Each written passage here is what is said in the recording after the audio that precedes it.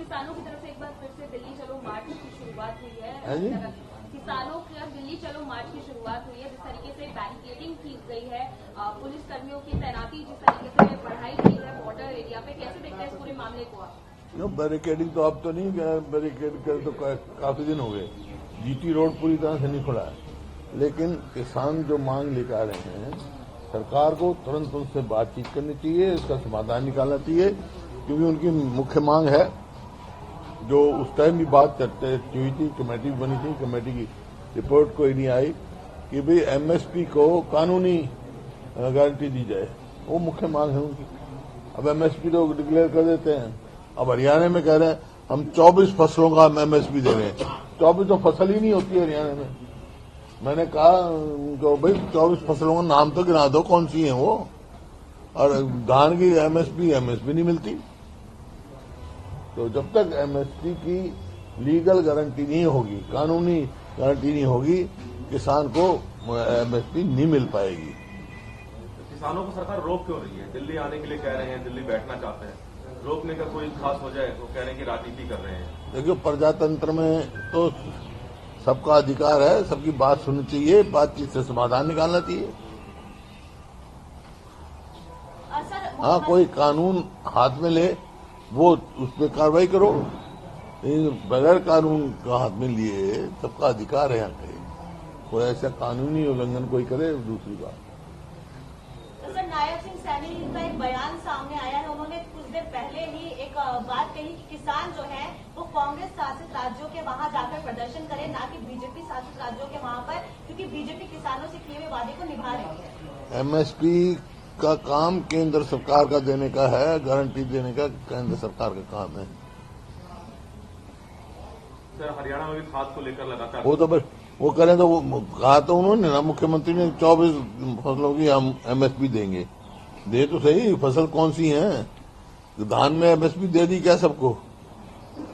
खाद को लेकर भी हरियाणा में खाद को भी लेकर समस्या आ रही है। सरकार कई जगह ब्लैक में मिल रहा है, लोगों को मिल नहीं रहा है। पीछे ये कहता रहे, असेंबली में कहा कि खाद की कोई कमी नहीं। मैंने खाद की कमी नहीं तो लाइन क्यों लग रही है? खाद ये है कि जैसे 12 नवंबर उस टाइम तक कितना डीएपी था, उसका जवाब नहीं दिया सरकार ने, क्योंकि समय पर खाद का ऑर्डर देना पड़ता है। जो केंद्र का एलोकेशन था वो भी पूरा नहीं उन्होंने उठाया। तो ये सरकार की लापरवाही है, जो किसान को तकलीफ होते हैं। उस टाइम तो डीएपी की बड़ी भारी किल्लत थी, और टाइम एसेंस होता है।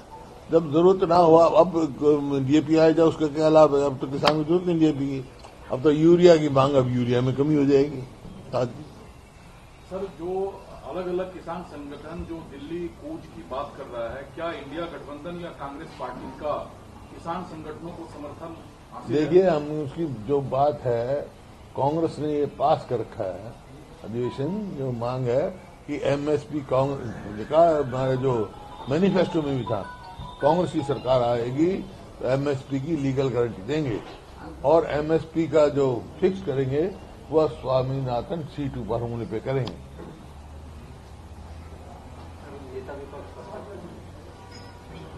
जब चुना जाएगा बता देंगे आपको, प्रस्ताव कर रखा है। बीजेपी अध्यक्ष मोहनलाल बड़ौली के द्वारा कहा गया है कि बीजेपी के जो अध्यक्ष है मोहनलाल बड़ौली, प्रदेश अध्यक्ष, उनके द्वारा कहा गया है कि कांग्रेस गुमराह कर रही है किसानों को। सबसे अच्छा काम कोई करता है किसानों के लिए, वो है भारतीय जनता पार्टी।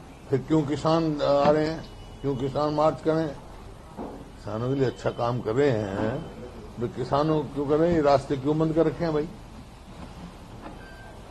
सर, 9 तारीख को प्रधानमंत्री नरेंद्र मोदी हरियाणा के पानीपत पहुंचने वाले हैं। वहां से भी बीमा सखी योजना का शुभारंभ करेंगे। 2015 में बेटी बचाओ बेटी पढ़ाओ का शुरुआत किया गया, लेकिन उसके बाद से लगातार हरियाणा सरकार ये कहती रही कि जो जेंडर अनुपात है उसमें सुधार हुआ है। जेंडर अनुपात में सुधार हुआ है, लिंग अनुपात में सुधार हुआ है। कहाँ? अभी तो पीछे कहाँ सुधार हुआ? पीछे रिपोर्ट आई थी, आपको पता नहीं, देखो। बाकी प्रधानमंत्री है, वो देश में कहीं भी जा सकते हैं। सर, इस बार का किसान आंदोलन आपको लगता है पिछली बार के तर्ज पे डेवलप हो पाएगा? देखिए, वो तो उनका कार्य है, किसान संगठन उनका कार्य है, लेकिन जो बात है, कांग्रेस का स्टैंड है, तो इस बात से सहमत हैं। इस बात का हम समर्थन करते हैं कि किसान को एमएसपी की गारंटी मिलनी चाहिए और एमएसपी का भाव स्वामीनाथन C2 फार्म में होना चाहिए। ये जब मैं अध्यक्ष था इसमें उस समय डॉक्टर मनमोहन सिंह के समय में उस टाइम की रिकमेंडेशन हमारी